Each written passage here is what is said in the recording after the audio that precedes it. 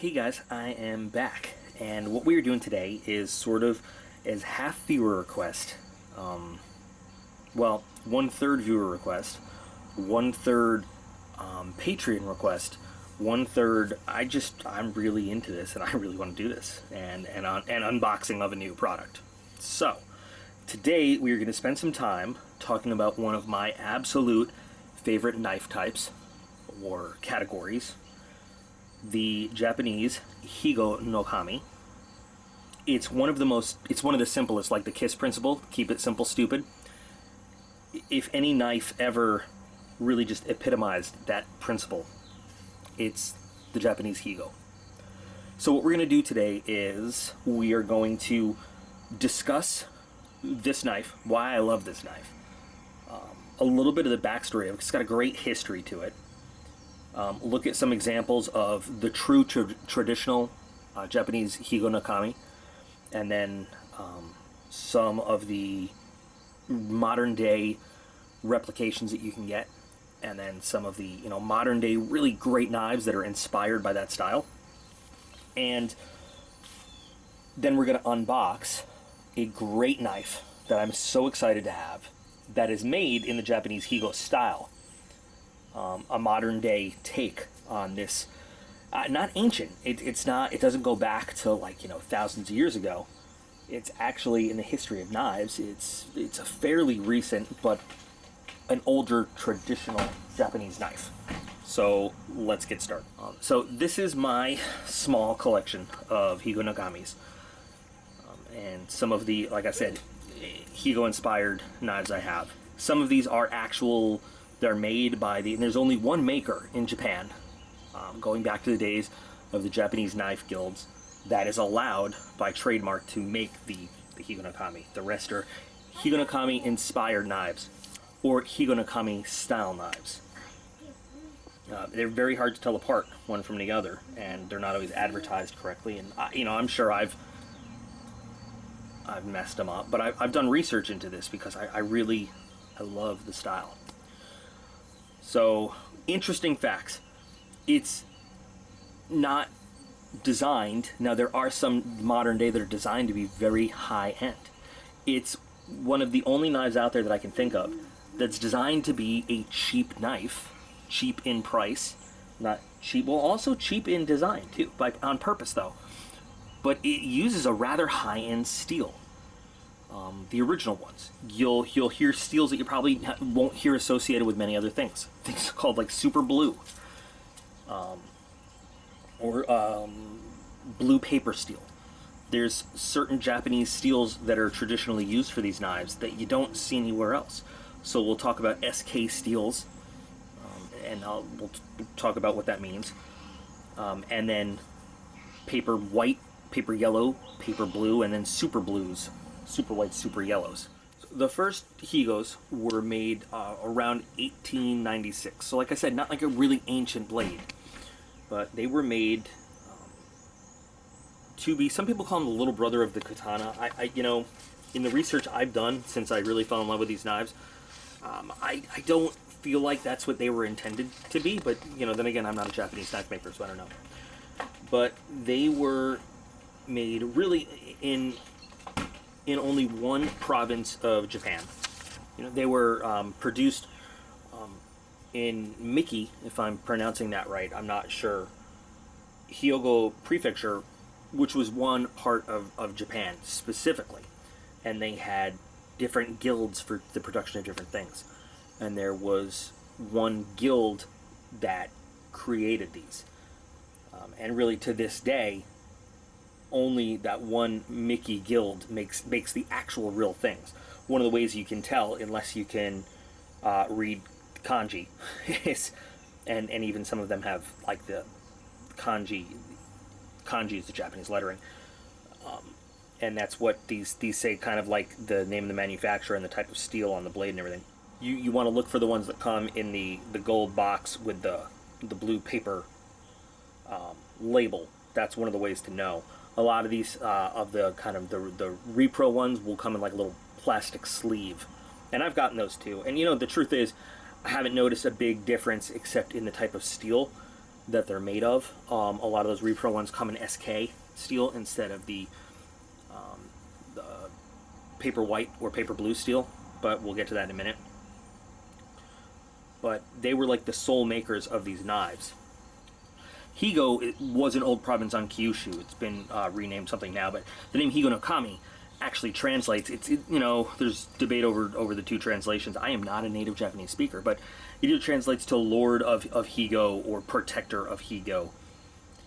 So it's a fascinating history if you really look into it. I'm not going to bore you with all the history of the knife guilds and all that stuff, but when you look at it, this is one of my oldest ones, I think. It's a very simple friction folder. So you've got your kanji lettering that, like I said, spells out the manufacturer. You've got a sanmai blade construction. What that means is you've got two types of steel. This one, I believe, is SK steel. I'm not sure, but that's spelled out. What I intend to do one day is to actually take these all to the shop and just put a little laser engraving to remind me what all the blades are. Some of them I know for sure, some of them I'm not so sure.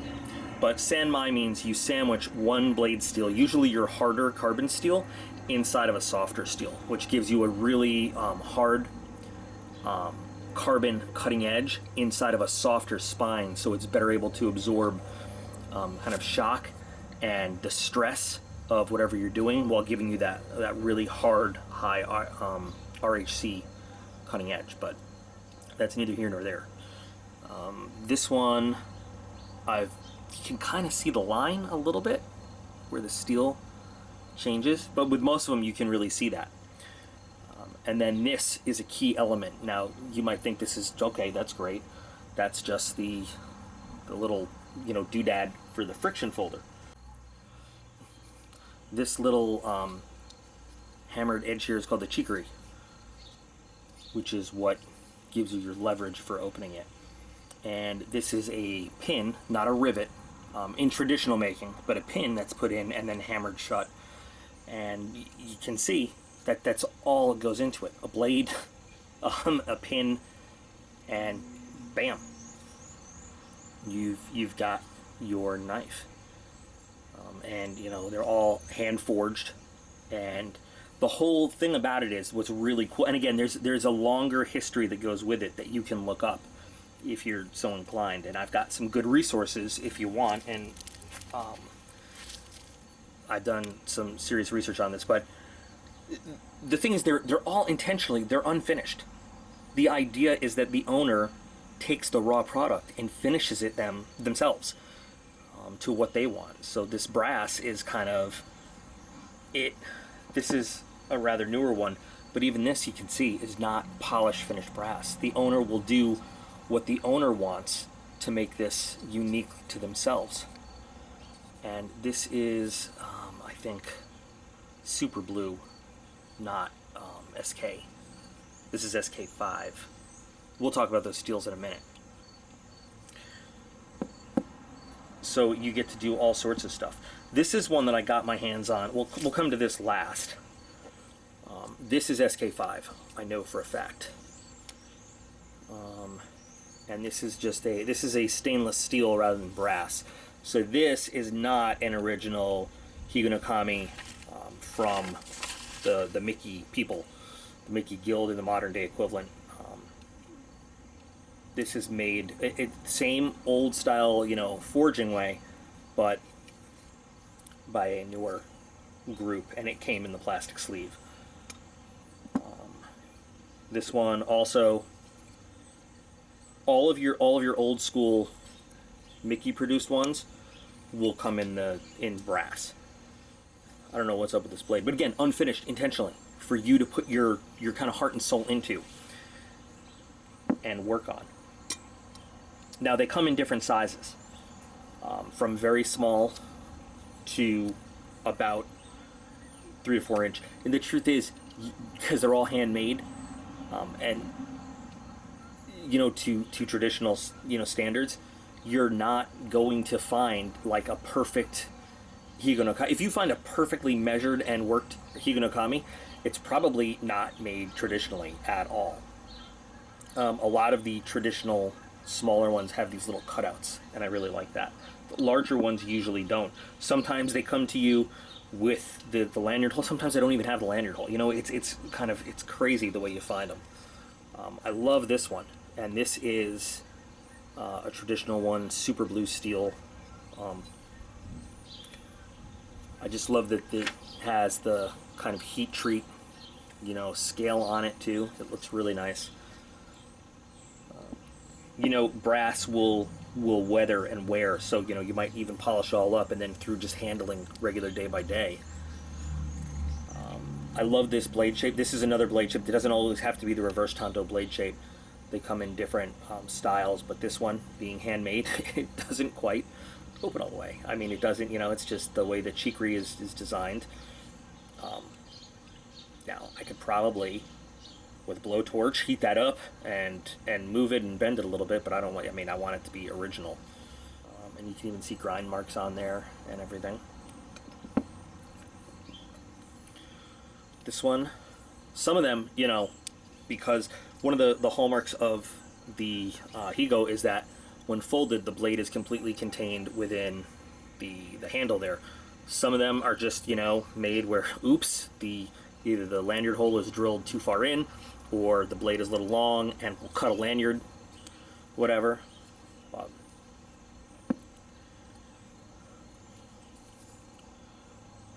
like the stamping on there.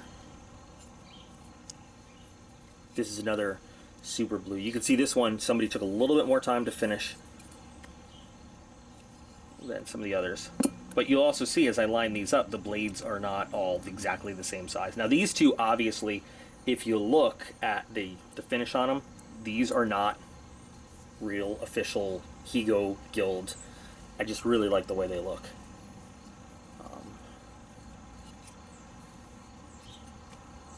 So there's this one. And then I got this one. I don't like this one as much. This one is just got like a rubbery raindrop coating. The blade is finished very nicely, but this is more of a production line kind of thing. So now let's talk about the different steel that you can have. So Japanese steel is, you know, through the centuries is supposed to be excellent, right? We know that, you know, talking about swords, katanas, and all that stuff. The steels that they use on these, oh, I didn't show you this. This one I found at a bargain, and it was a real bargain. I mean, it was pretty beat up. It was rusty. There was corrosion on the brass. It was just ugly. And I set to refurbishing it. And the thing is, I anodized it with, you know, well, whatever you want to call it, oxidized it with a torch and all, which is why it looks so funky and not any kind of even colors at all. Any kind of fingerprints on here, and I'll show you, just as I use it, it's going to dull that color out, just as I put my hands on it, because of the way the brass holds the color. But there were some parts of the blade where corrosion was so bad, I just went to grinding some parts out, and I said, whatever, I'm just going to go to town on this. So I went to town on it, and I was very careful with the blowtorch to heat only the spine and leave the cutting edge unmessed with, so that it retained its hardness. And it's not a bottle opener. Somebody already said, I posted a picture like, did you put a bottle opener on a knife? It's like, no, there was a really bad chip up front and everything, and I was trying to grind it out and give it some aggressive look, and yeah, it does look like a bottle opener, but once again, Higo's, you know, the user personalizes it. I really like the way that the anodizing came out on the top of the blade with the steel. But you can already see how it's getting kind of a dull finish just from being touched. Oils in the skin and stuff. But I really like this one too. I may put this in the giveaway and I may sell it. I don't know. I've had offers on this already. We'll get to these later. So the steels. So really, so you've got SK steels and you've got the paper steels that they're called, or Higonokami. Higonokami is actually amazingly good steel. It's a high-end steel. It's really, really good. SK steel is measured with numbers from 1 up to 5. It's just a simple carbon steel. It's got some other stuff in it. It's a good steel. It's not a bad steel. It's not as good as the paper steels at all. when you're talking about the paper steels, it basically goes 3, 2, 1 super. Okay, you've got yellow, white, and blue in that order in terms of what's good. So you can have like yellow 3 is not as good as yellow 2, is not as good as yellow 1, it's not as good as yellow super or super yellow. Those are also the paper steels, so yellow paper steel or paper yellow. The number denotes how much carbon is in it. The lower the number, the more carbon is in it. So while blue is a much better paper than yellow, blue 1 and yellow 1 they both have the same amount of carbon. What differentiates blue from yellow is all the other elements that go into it that make it a much better steel, a much more resilient steel. Make super blue, and that is like kind of the gold standard on Higonokami's. That's the finest steel they're made of, and it's an amazingly tough, good steel. It's levels of tungsten and chromium in addition to the added carbon that make it such a tough, resilient steel. Of course, we all know more carbon, more potential for corrosion, but that tungsten and the chromium really gives it a good working life. It's amazingly tough steel. When they're forging these things, they usually quench them way above a Rockwell hardness of 65. The problem is hand sharpening anything above 60 is really, really hard, so they usually temper the steel back down to 61 roughly to make them just easier to maintain. Now, why is this all such a big thing? Why does it matter? Well, because these have been traditionally, going all the way back, a working man's or a tradesman's knife. If you think about it, look at the materials that they're using. Nothing in this is fancy. Now, the steel is amazing steel, but it's easy for Japanese workmen to make. So it's not that expensive as steels go. They can make it easily in a forge. This is everybody had these back in the day in Japan. This is not what, I mean, if you look at it, it's not fancy and it's not pretty. It's pretty to me, but this is what your factory worker, this is what your fisherman, this is what your cobbler, this is what your tradesman, not your companyman, but your worker bee in Japan carried. School kids carried the smaller ones to school every day, and this is what they did all their stuff with. This is a working man's knife in Japan, and that's why it was important that everybody could personalize it, because everybody and their mother, literally everybody and their mother, had one of these. Usually, so if you worked in a job where you're doing a lot, figure a fisherman or somebody that had a job where they needed a blade, had someone, kind of this size. School kids had, there's a size that's slightly smaller than this, probably they had these, but your average bear carried something like this all the time. And so they would get one like this and then put their personal touches on it and made it their own, however they wanted to do that. This was not considered, and to this day, I mean, the prices on these are incredibly reasonable. You can still find them. They have very well finished, amazing handmade ones. They come in Damascus now, whatever. You can find some for $600 if you look. These, the most expensive one I have on here was, I think, probably $50, if that. There were some I really want to get my hands on. My cheapest one was about $10. Well, my cheapest one was this one, which I picked up for $2 because it was kind of messed up. But, I mean, they vary in price greatly. The actual Higo go for between $20 and $40. And that's one of the ways you can tell. But you can get one of good quality for $10, $11, $12. All over the place. And they really are. They are excellent, excellent steel. Super blue steel just has an excellent edge. Now, how they come out of the factory, that's another story. But these things, super blue steel, so it's a very small edge there. Super blue steel is amazing at holding an edge. Yeah, see, some of them don't come finished as well. You need to put a little bit of tender loving care in it. That one's a little bit of a disappointment. I actually have not tested the edges on a lot of these, but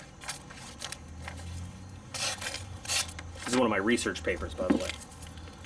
Let's give this guy a try.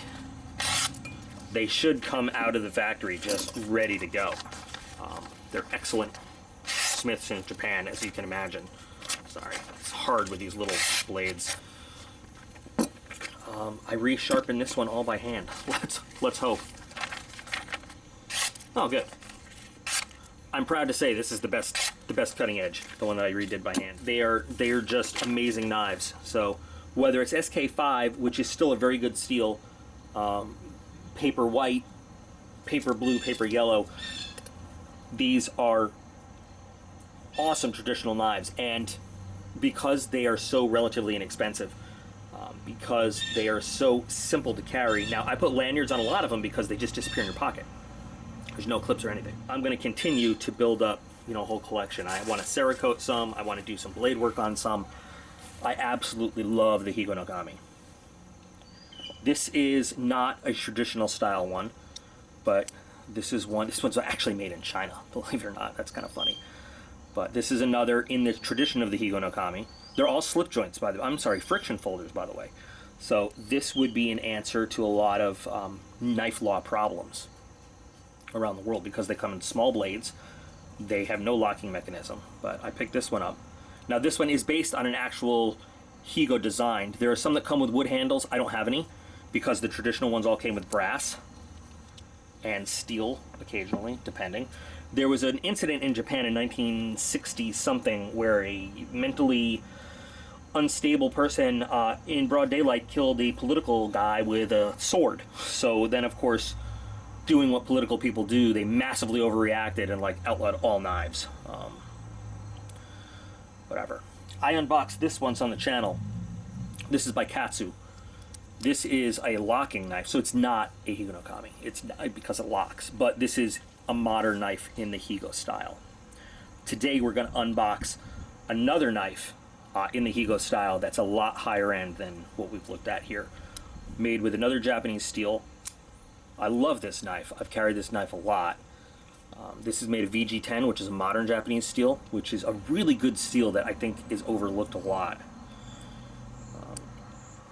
But we're gonna take a look at some. But the Higonokami knives, if you're into knife collecting, if you have not heard of them, there's so much history that goes into them. And the fact that you can get one today that is made by the same makers, the same family line that has made these since 1800s, since when they first kind of hit the streets, and kind of the really rich knife history that these have had, and with such a unique steel that you don't really find really anywhere else except Japanese kitchen knives, you know, sometimes. But I love them. The blank canvas to make your own. They are just awesome, and they're imperfect. They're not punched out on a production line. So really, you're never going to find two that are exactly identical unless you get reproductions, something like this, that's made on a production line. So there's a little bit of the history of the Higonokami, one of my personal favorite knives, because they're so simple, yet they've thrived for over 100 years. They've been part of Japanese society. They've spread all over the world in popularity through 2 world wars. This is what Japanese soldiers had in their pockets. While they're actually not as popular in Japan today, they are popular all over the rest of the world, believe it or not. Like, so Japanese culture really frowns on carrying knives these days. In the cities, out in the countryside, in the rural areas, farmers, fishermen, stuff, they still carry these. But like Japanese industrial society really frowns on carrying knives, but these are still made in the traditional way, and that's pretty awesome. So what do you say we take a look at this modern take on the Higonokami by Katsu, and I think you guys are really going to like this. I'm excited.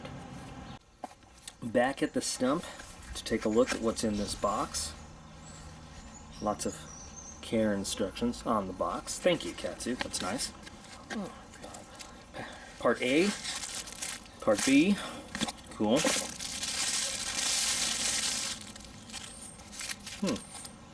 Ooh, nice leathery smell. Alright. Some do not eats.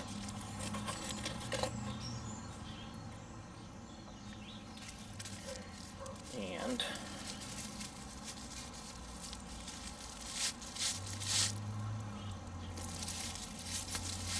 oh, oh, look at this big boy.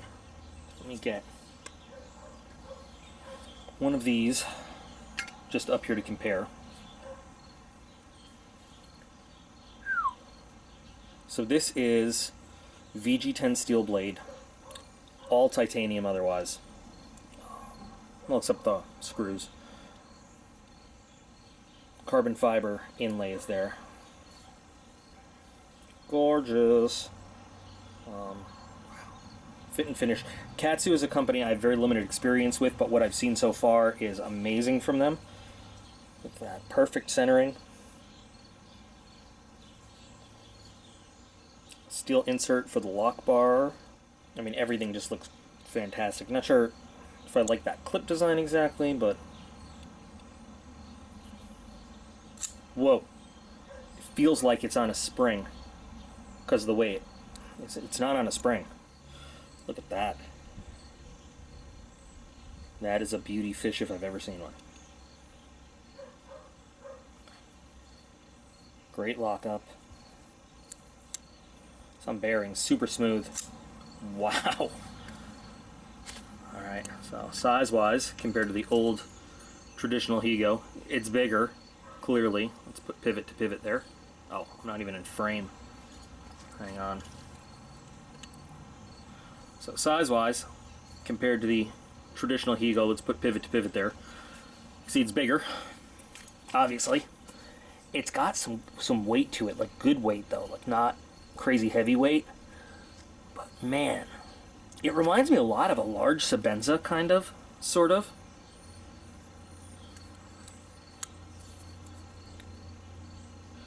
That's going to take some getting used to because my finger wants to go right to that lock bar. I suppose we could slowly open it, but I just love the way it rockets out like that. That's great jimping right there on that what becomes a thumb ramp. It doesn't have much, I mean, it's basically a titanium bar with a couple choils in it and stuff, but it still manages to be pretty comfortable. Clip a little bit in the hand, a little tiny bit, not too bad. But it just makes you feel like you want to slice up the world. I mean, ridiculously smooth. I wish I had a flipper. I understand they're going for the old Higo style, though. I gotta learn how to, like, there we go, one hand front flip this thing. Wow. Awesome. Love this. So, we'll even compare it to the old, all you gotta do is not put your finger on that lock bar, which for me is a little hard with big fingers. There we go. Let's take a look at the older Katsu with, oh, it dwarfs it. There's another model I was thinking about getting, and I'm really glad I picked this one. I would kill for just a regular flipper though. But again, Higo style, and that front flipper is not, you know, once you get used to it. I got used to the other one. The other one was slightly longer, which gave it a little bit more leverage, but I can get used to that really easy.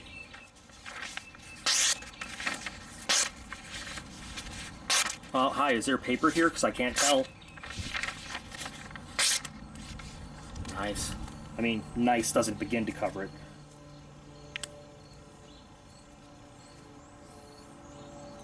That's just pulling through like nothing's there at all. Have I ever told you guys how much I hate the light fixed wings around here? How much it reminds me of being downrange? Oh my god, slicing is like... it's like it's not there at all.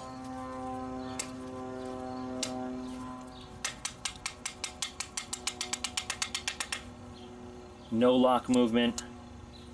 No change in the... I was trying to flip it again. No change in the centering at all.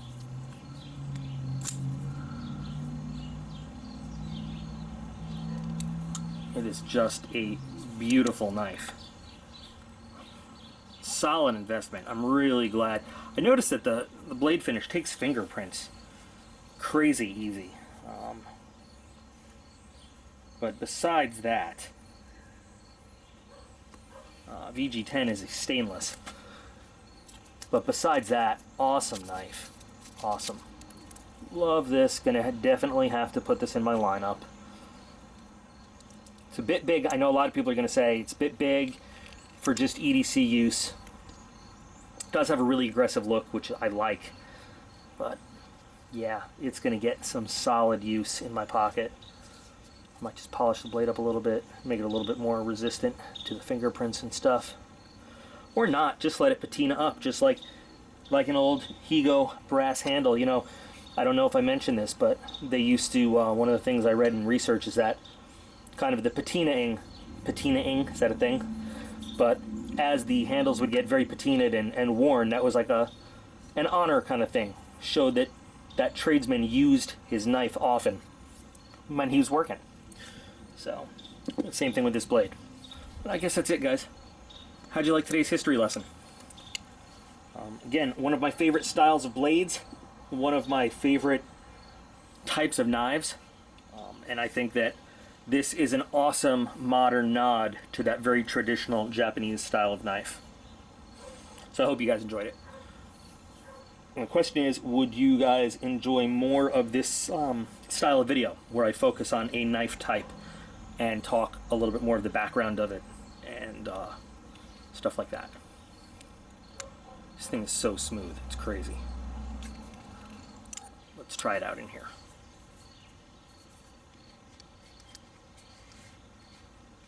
Very nice.